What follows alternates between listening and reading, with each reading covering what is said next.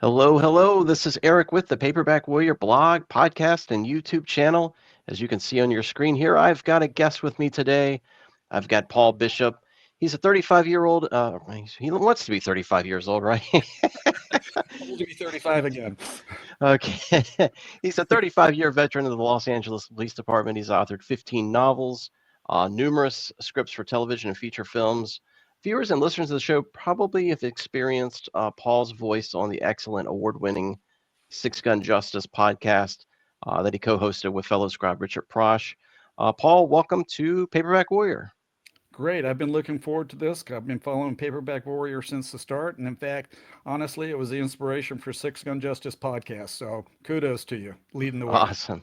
Thanks so much. You and I had a pleasure working together previously on your own podcast. I think I guested there at least maybe once for some brief commentary on paperbacks. And you and I have chatted on the phone a couple times, but this is our actual first face-to-face discussion. And it's long overdue. So again, thanks for being on the show today. Great. Paul, I've read some of your books, not all of them, but some, and I'm going to highlight just just a few series titles in Sure. case someone out there's been living off the I don't know, the literary grid, so to speak. And you can correct me if I'm wrong on any of these titles. My wife does it all the time. She's always telling me I'm wrong. Perhaps you can also kind of provide a brief synopsis of these series titles if that's cool with you. Sure. All right. So you have the Faye Croker series of detective novels, and I think there were five of those novels, and they're in paperback and digital. And there's also a short story collection too, correct? Yeah. The Faye Croker series was like starting. I think my fourth or fifth book was the first Faye Croker book, and up to that point, I had real trouble establishing a series character because I put my characters through so much at the beginning of the book. They're one character. By the end of the book, they've, you know, changed. And so even before I sold the Faye Croker first Faye Croker book, I had actually written out a four-book story arc. So it progression for the character. The plots are all standalone, but she would be in various places along the way, and that worked for me, and it eventually ended up being a five-book series, and so that was the start really of when I began to have publishing success, series success. Those Croker novels, they were also optioned for screenwrites too, right? They have been. My most optioned book is called Citadel Run. It's now called Hot Pursuit. Title changed when we went to Kindle. And that has been optioned 48 times Wow. with a Un- diminishing amount of option money each time. 48 times. Yeah, I was And that's gonna. me. That's unbelievable. Yeah, that's Calico, Jack Walker, and Tina Tamiko. Tina Tamiko, yeah. Okay, and they were in Citadel Run, and then also another paperback as well, or Yeah, they another were. So release. the sequel to that, which was Sand Against the Tide. Gotcha. And I have to agree to a little bit of pumping up there. It was actually 24 times it's been optioned, so even that's a lot. The other books that are a part of a series anyway that we'll talk about is the Fight Card books, which you wrote. At least three of those, I think: Felony Fist, Swamp Walloper, and the Chicago Punch. Yeah, so those that was something that fellow scribe Mel Odom and I started out doing. We'd been having a conversation about the sports stories and the boxing stories from back in the days of the pulps, and how much we liked them and admired them. And we went, well, let's write a couple. So he did the first two. I did one, he did two, three, four.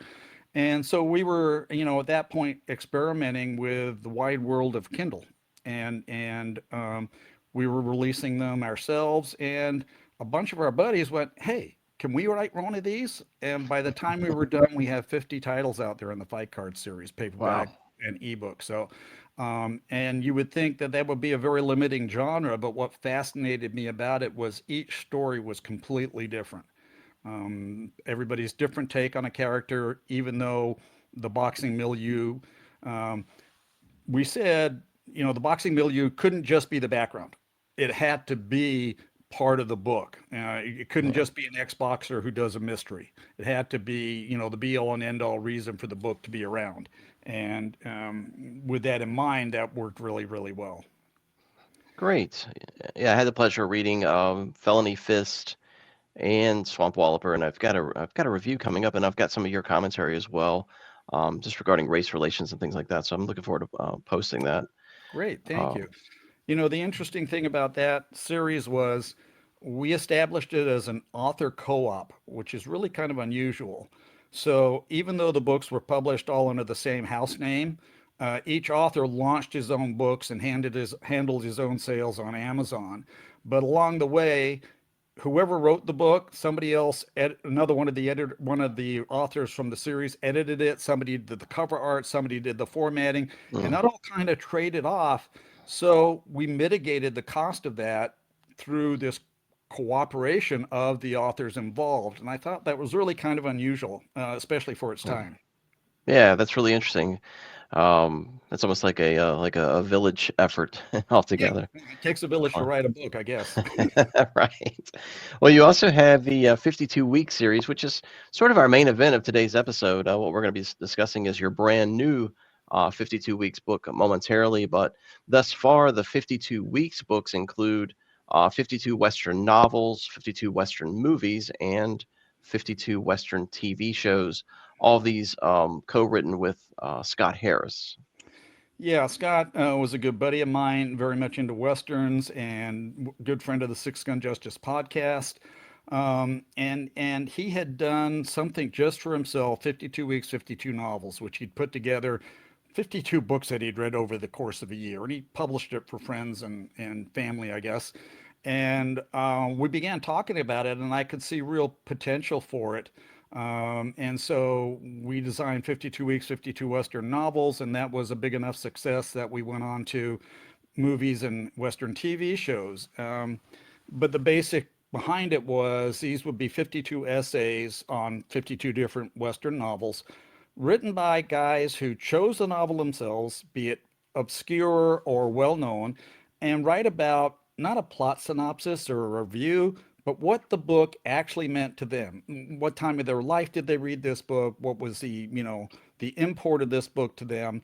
And so we got these really personal essays that made that series stand out from other similar type of reference works.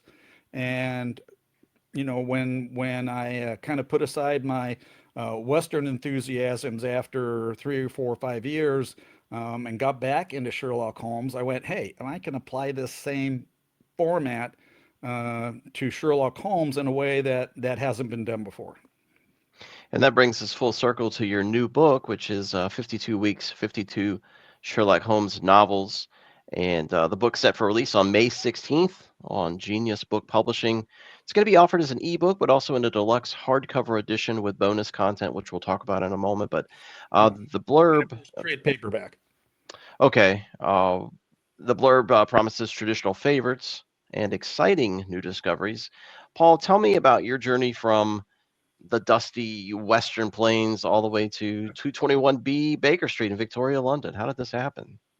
Um, my first encounter with Sherlock Holmes came when I was quite young. I came to America when I was 8 years old, only child, very very English parents who dressed me funny and sent me to school with a funny accent, and so I became a obviously when you stand out like that, I lost my accent very quickly because that was the most obvious thing.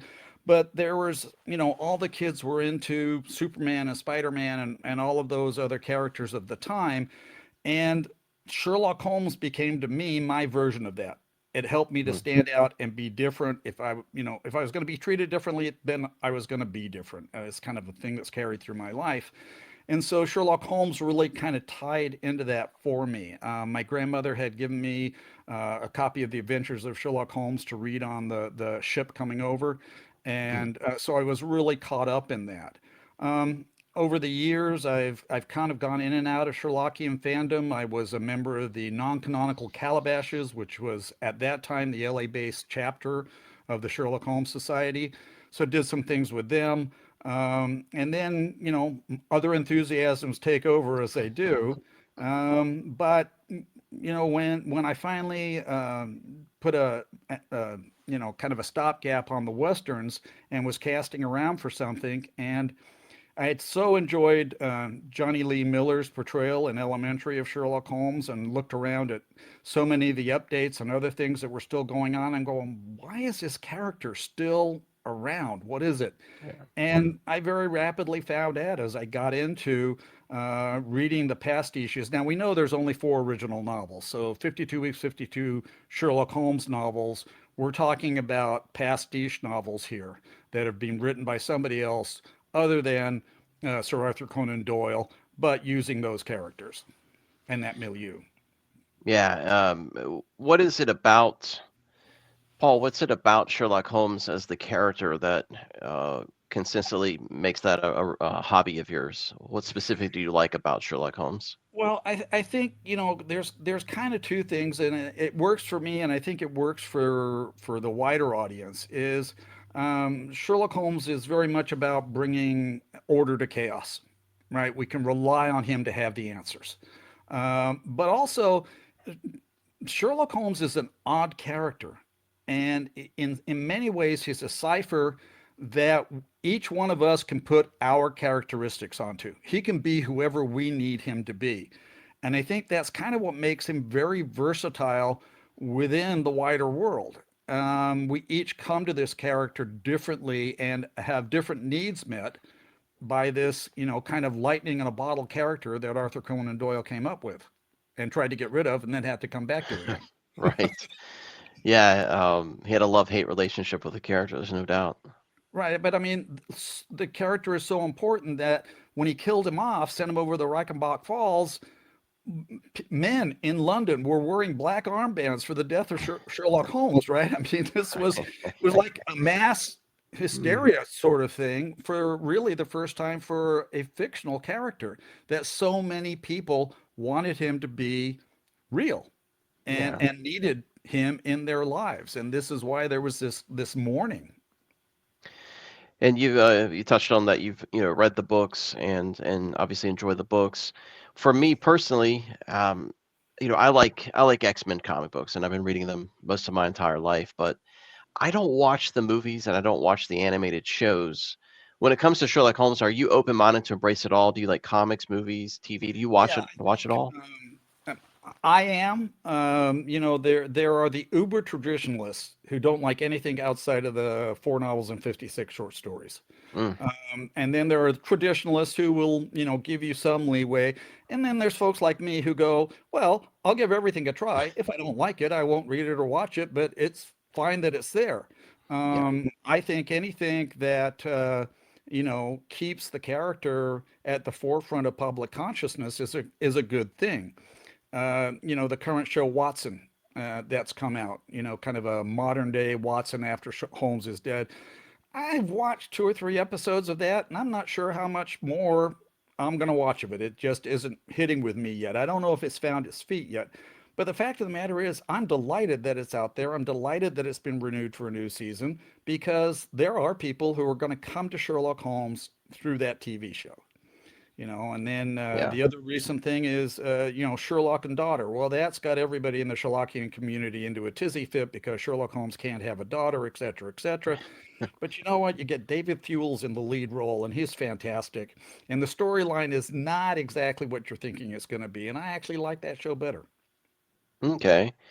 Well, when did you start to strategize about amassing a book about Sherlock Holmes literature? There are over, according to Otto Penzler, who owns Mysterious Bookshop and kind of a mystery maven, he claims that there are over 25,000 Sherlock Holmes pastiches, and I have no reason to doubt him.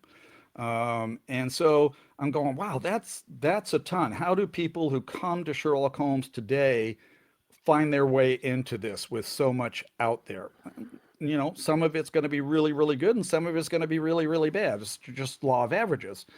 So I figured that if I could apply that same reasoning that we used on the 52 Western books, um, that whoever wrote the essay about the book had a personal connection to it and could explain that, then I thought, we might have something. And it's not going to be just all of the regular books that you look at, the most successful, the best-selling Sherlock Holmes pastiches. They're going to be all different kinds of things. In fact, um, one of the books that we do is Peter Ackerman, who's been a friend of mine for years.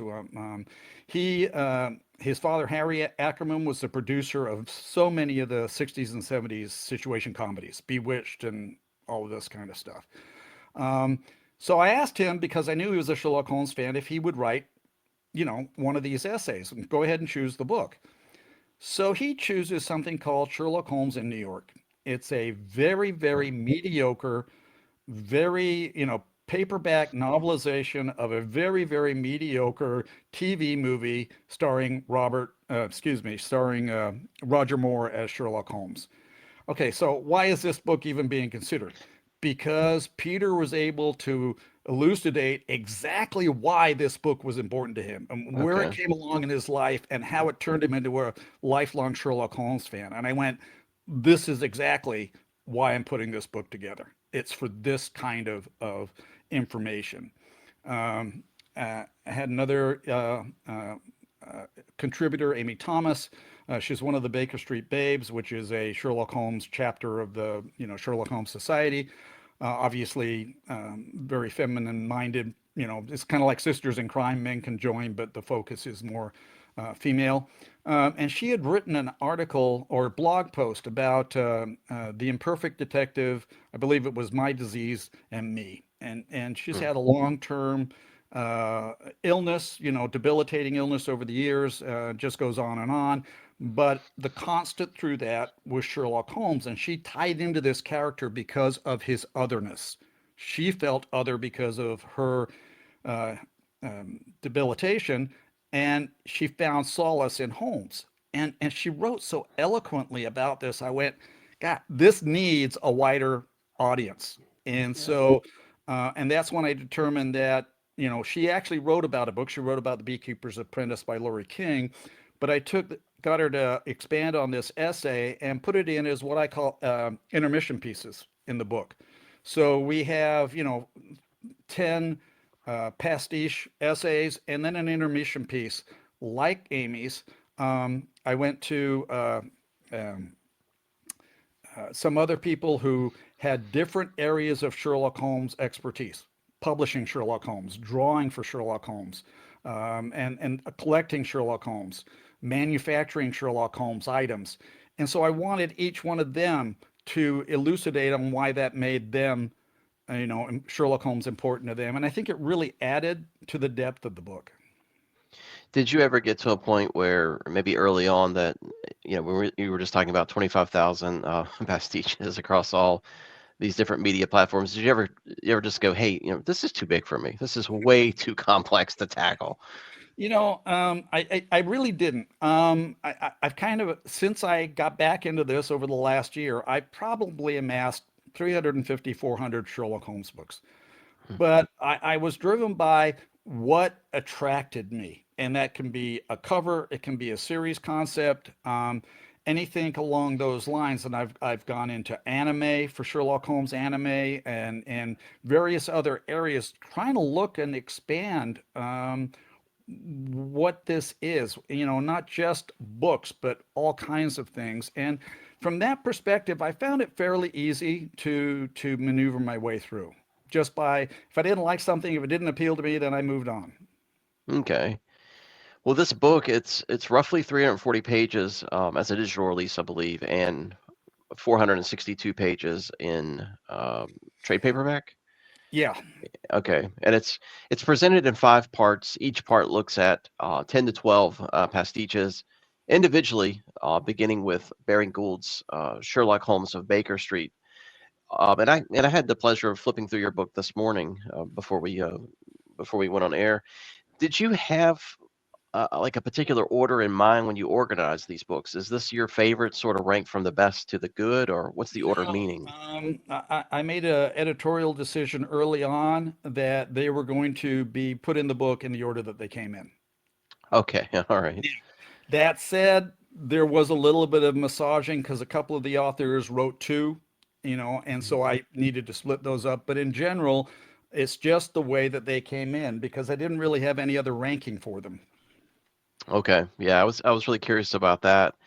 With your format of these of the prior 52 weeks books, um, the same thing here. Each one of these pastiche books has about a 5 to 7 page essay written by a Holmes historian, fan, writer slash creator. How did you go about contacting all these people to get them involved in your project, and were they mostly enthusiastic about the concept?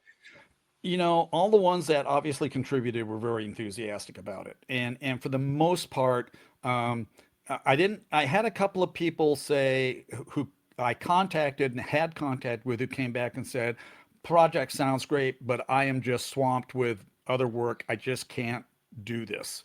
And fair enough.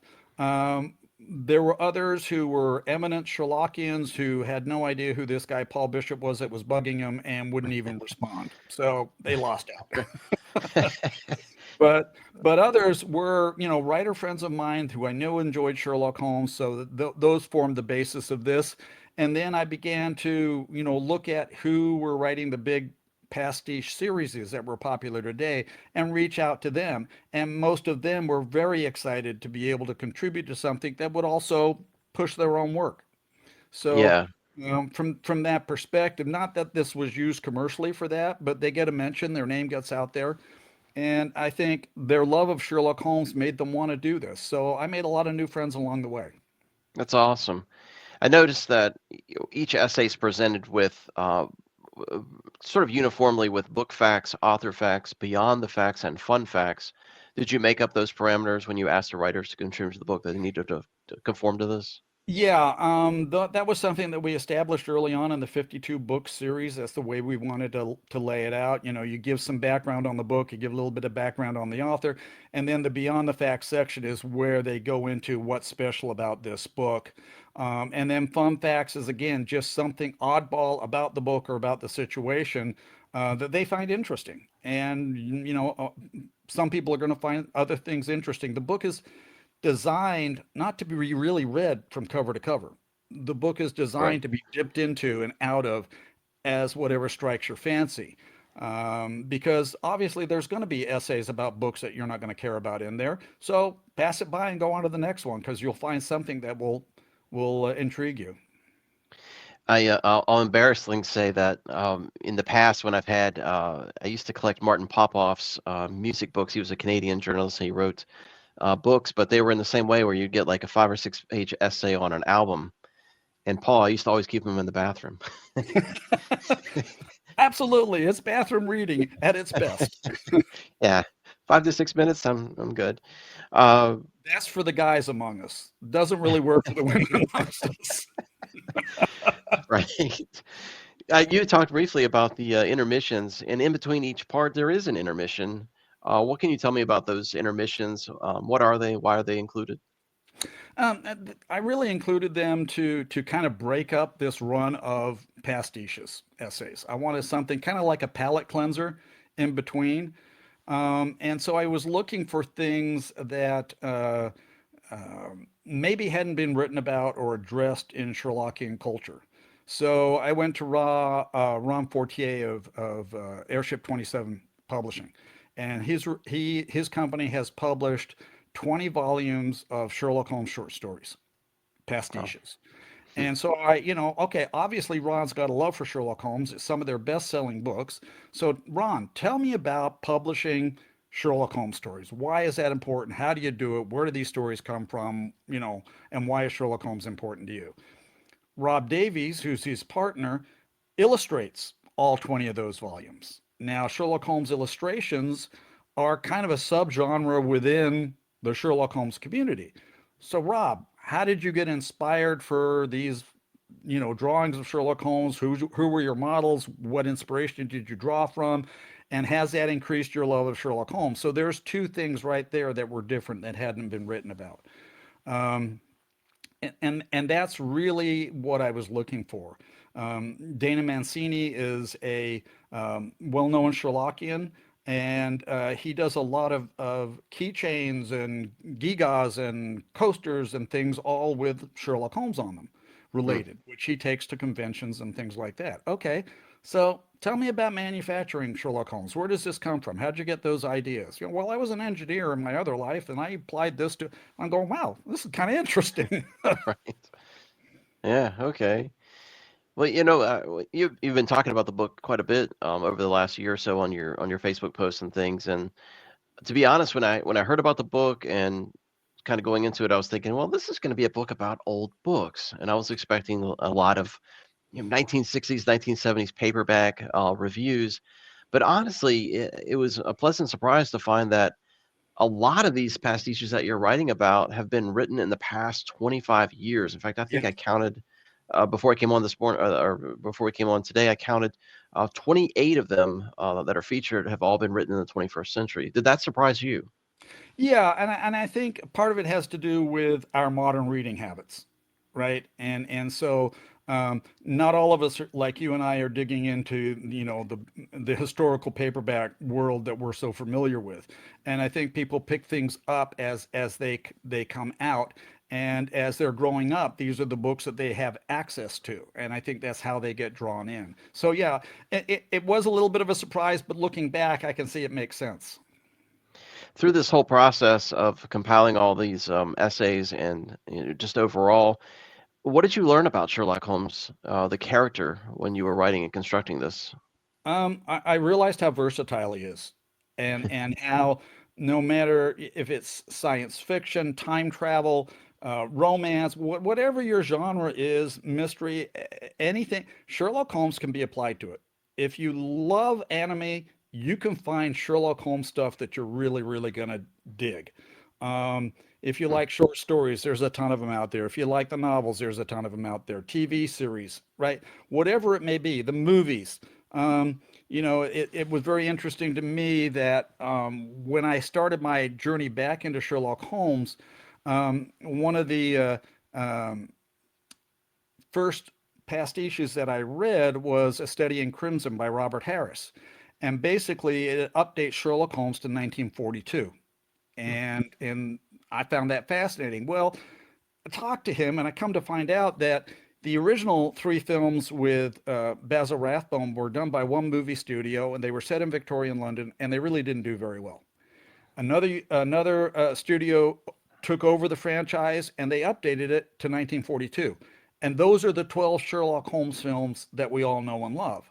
And I went, wow, I so associate Sherlock Holmes with Victorian London, but he Yeah. really fits in 1942 as well.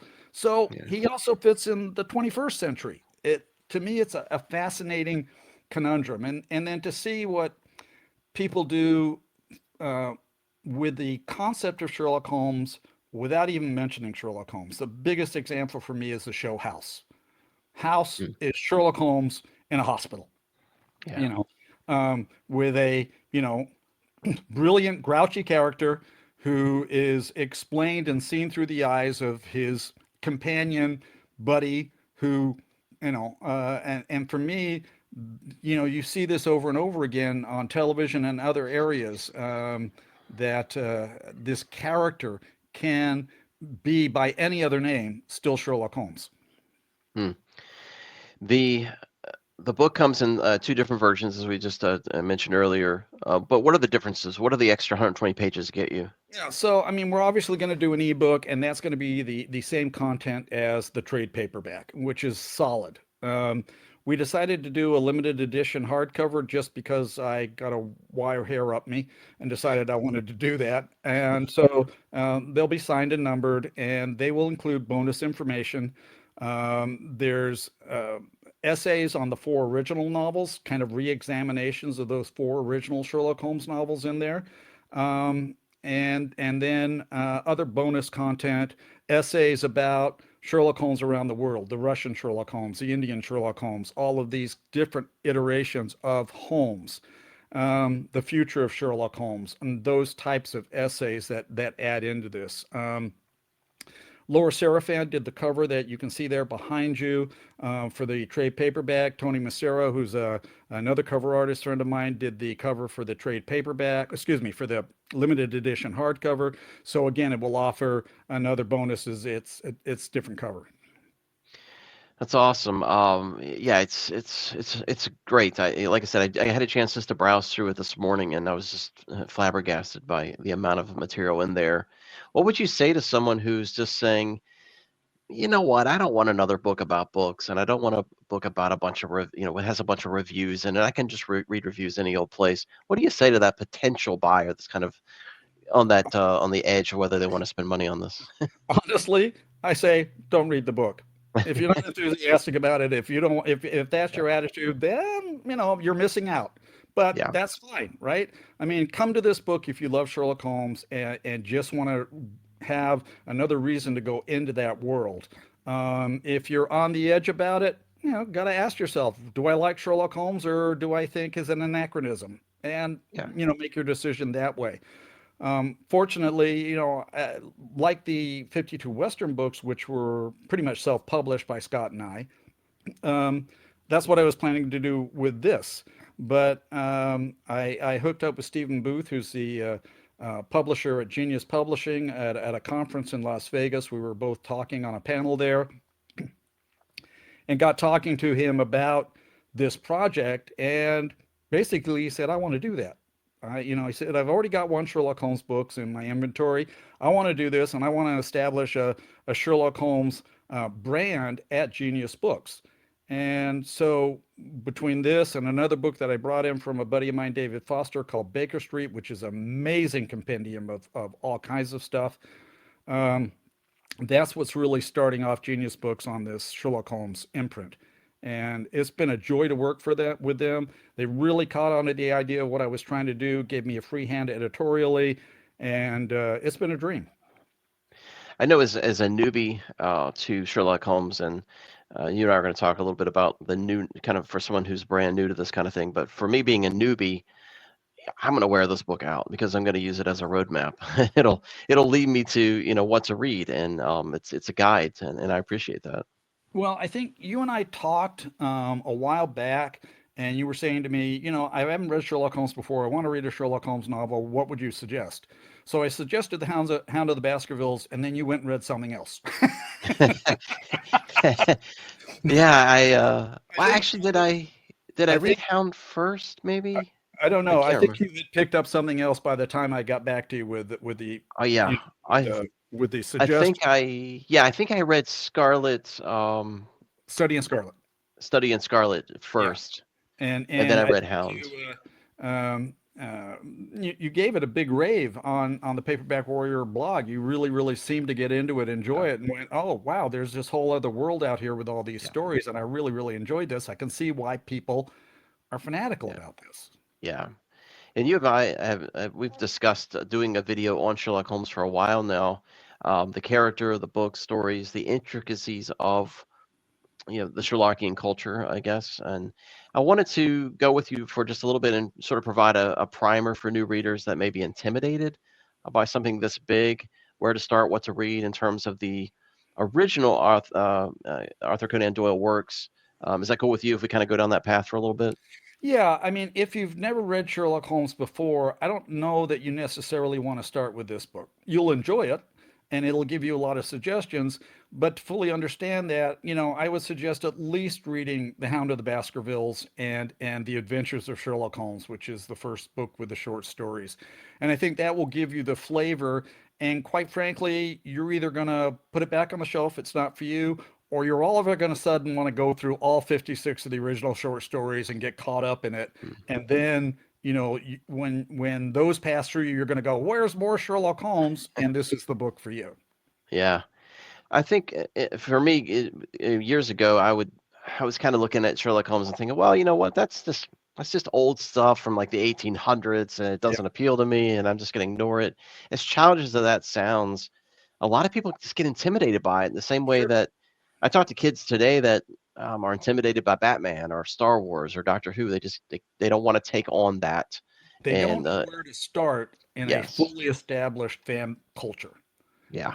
It's hard to dip into Star Wars. It's hard to, to dip into even Indiana Jones, right? I mean, you got to start somewhere, but there's so much else that's come out of this. And it's interesting to me that there's this kind of a human need to bond over this stuff and to enlarge the universe of something that you love. And that certainly has happened in the Sherlockian world. I mean, you can go to any country in the world and say Sherlock Holmes, and people know exactly what you're talking about. It doesn't matter, if there's a language barrier or what, you say Sherlock Holmes and people's ears perk up and they want to talk to you about it, which Yeah. is Yeah. amazing. Well, when we talked about where to start, and you and I had a brief conversation through Facebook Messenger about it. You had kind of surprised me. You said you like the four books, the four novels, but you said to start with the short stories first. So why is that? I think they're more accessible, and I actually, for me, they're better written. The structure of the novels, which often includes a long backstory in which Sherlock Holmes isn't involved, I struggle through those parts of the novels. Right, the Okay. short stories, Sherlock Holmes is on every page, and you're right there with them. Um, the best-selling series by Laurie King, the Mary Russell series, where 15-year-old Mary Russell hooks up with a retired Sherlock Holmes. Um, they are incredibly well written. When Sherlock Holmes isn't on the page, I'm bored, and that's just me. I'm not a judgment on those books, which are beloved, but for me, they work best when Sherlock Holmes is on the page there. And that's why I say the short stories, if you really want to get to know Sherlock Holmes, that's where to start. Are there any prerequisites required to read a particular Holmes work? Is there like intricacies through stories that are Well, I addressed over mean, the course of novels? you know, Victorian England is really kind of in the cultural zeitgeist. We all know what that kind of looks like and what that is.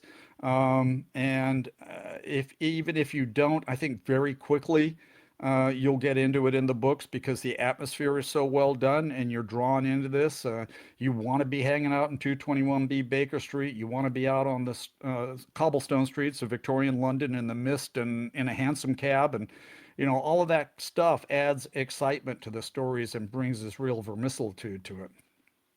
When I read about Sherlock Holmes and I get down the rabbit hole, so to speak, the thing that gets thrown around a lot that I don't understand is what in the heck is the Great Game?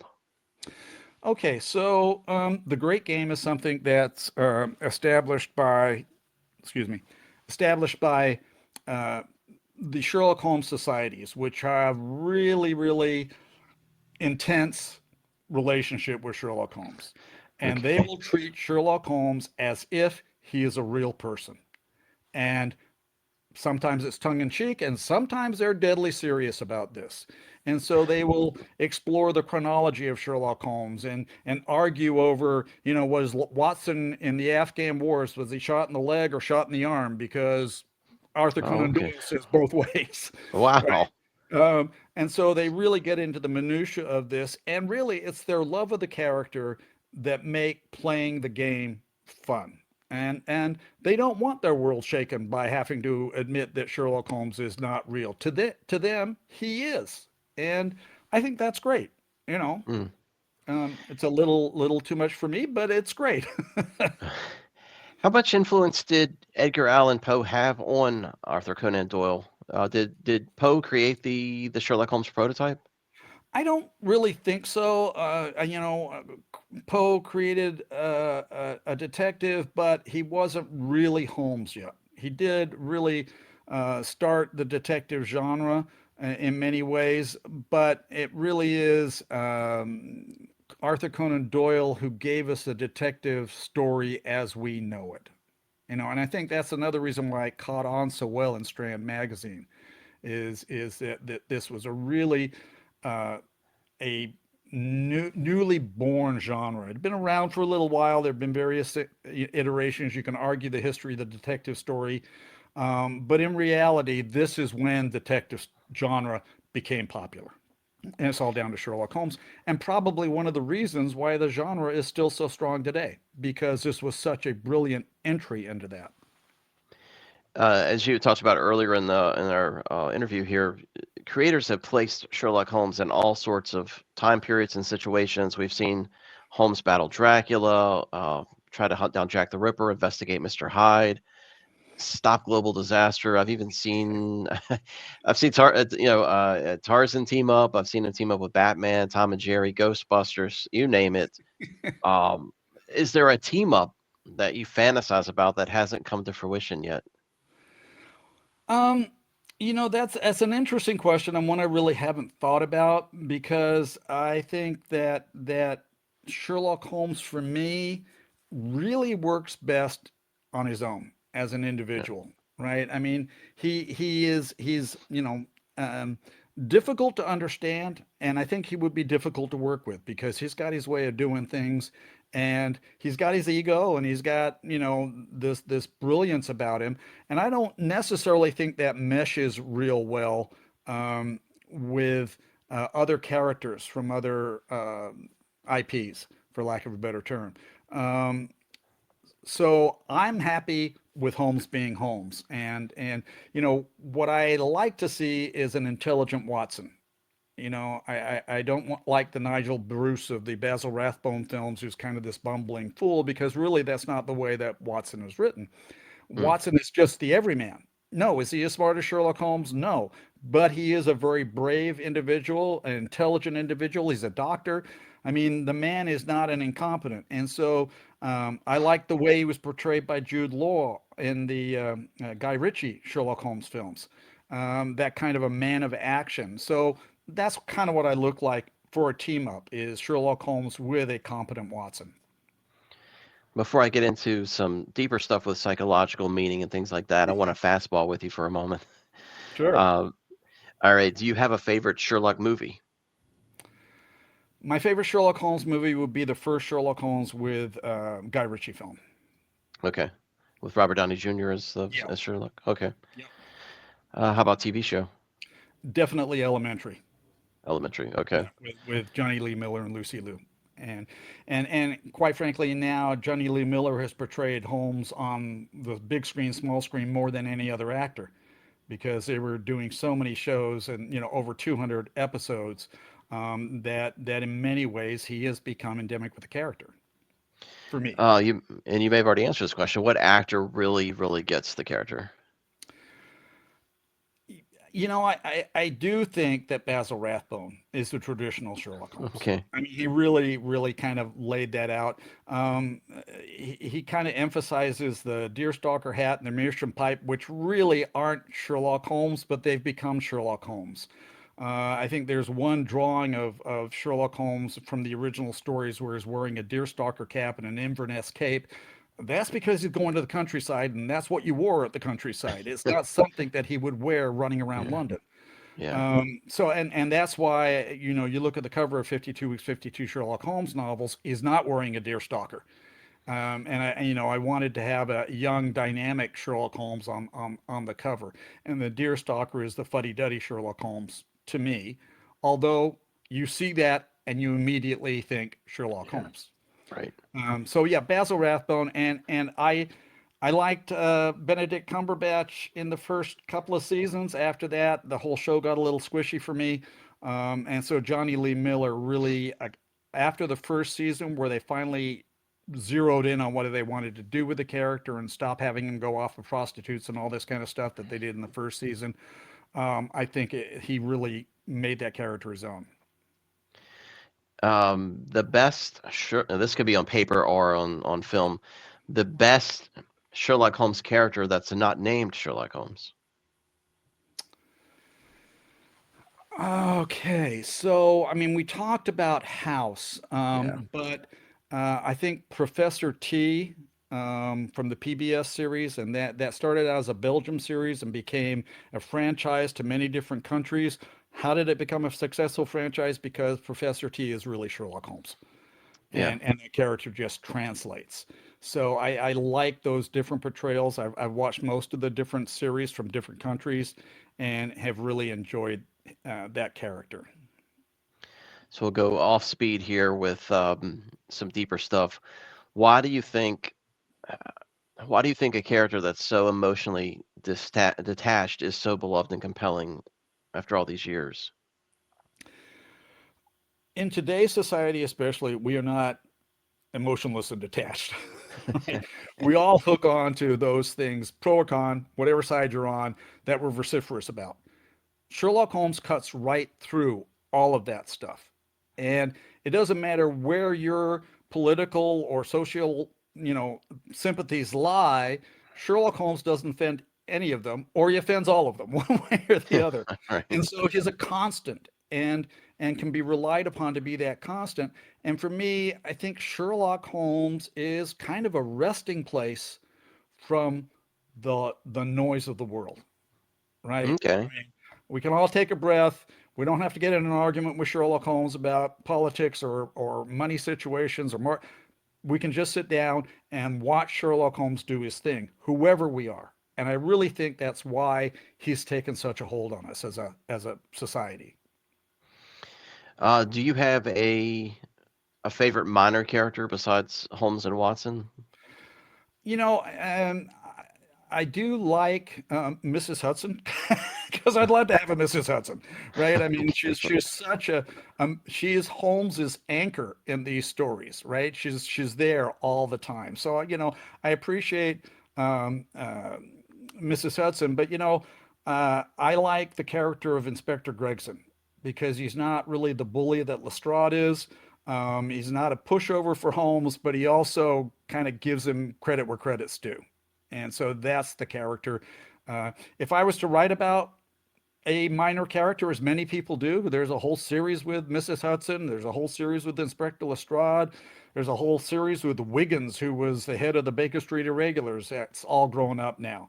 But if I was to write something about a minor character, it would be about Inspector Gregson. Hmm. I understand you belong to a Sherlock Holmes society, which I've gathered there's numerous gatherings across the world. There's What is numerous ones. The one in LA, the Curious Collectors of Baker Street, is the non-canonical Calabashes, which I was part of. They've gone the way of the West, and this is the new. So they have outings on a regular basis. Santa Anita Racetrack each year holds a Silver Blaze race. Silver Blaze being a story from the Sherlock Holmes canon featuring a stolen racehorse. And so there's always an outing to Santa Anita to have a big picnic and hang out and be social. And if you so desire, cosplay Sherlock Holmes, which I don't. right? Well, what is I guess what is one experience at these meetings or society meetings? What do you do there? Do you I read think together? it's a Or? social gathering. I Okay. mean, the more intense ones get together to read monographs and debate Sherlock Holmes minutia. Mm, But I think for the most part, the most successful ones are we love Sherlock Holmes. Let's all get together and have a drink and have a good time. yeah. Okay. And, You may have over an shared mutual interest in the character. okay, and you may have answered this one earlier because I think you touched on this. If we're to say that Sherlock Holmes represents order and structure over chaos and disorganization, do you think his popularity relates to how irrational a particular society is during certain times? I think you're probably right. I think he does. Again, we talked about him being that constant that he is our stake in the ground and that we can hang on to.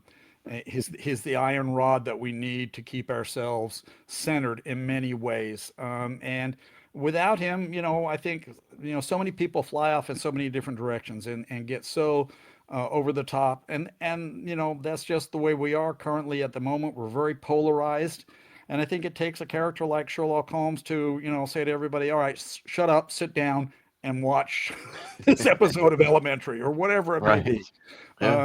and then we all enjoy it, right? How And does I the think that's where um, the TV show Sherlock fell down. Is it got away from the character being the character and began to service an agenda that wasn't appealing to many people, and that got away from what the character really is. how do you uh how do you take the parody stuff? Does that affect you? Do you feel like it diminishes Yeah, the I character mean, any? it's out there. There's some good parody stuff, but most of it, I'm not big on parody in general, right? Yeah. So, to me, that's something that I don't really follow, but people, enjoy that stuff, and some of it's very well done. So you can't condemn it out of hand. Yeah, yeah, okay. I'm a big fan of horror movies, and I love the 70s and 80s stuff and the slashers. I always love the slasher movies, and it Sure. pains me when my daughters show me the dance routine of Michael Myers or Jason Voorhees doing a Fortnite dance, and it just drives me crazy. I'm like, you just ruin everything. Right. So Yeah. I get it. I mean, I Um, think, films like, Sherlock Holmes' smarter brother and things like that.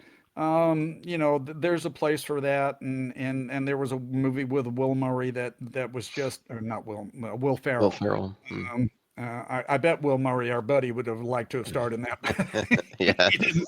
Um, Will Ferrell, and it doesn't work for me. But that's Yeah. just not my kind of humor. So, like you, I prefer to play it home straight.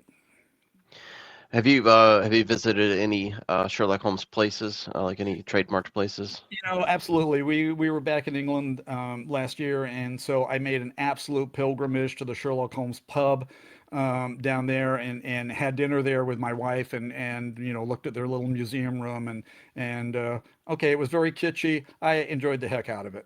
So Oh, cool. for me, it was well worth doing. Well, in wrapping up here, I wanted to return back to your book for just a second. Again, 52 weeks, 52 Sherlock Holmes stories. The book examines the Sherlock Holmes pastiches, and you and others have a lot to say about them. And I wanted to ask you about just the idea of pastiches. One of the most devout, unoriginal authors of the 20th century could have been Lynn Carter, a Mm. writer he had a tremendous amount of enthusiasm, but arguably very little talent. And I bring him up in the conversation because he was a pastiche writer that used characters and worlds created by the likes of Robert E. Howard, Edgar Rice Burroughs to pen miniseries titles. But a lot of people in science fiction and fantasy despised his efforts.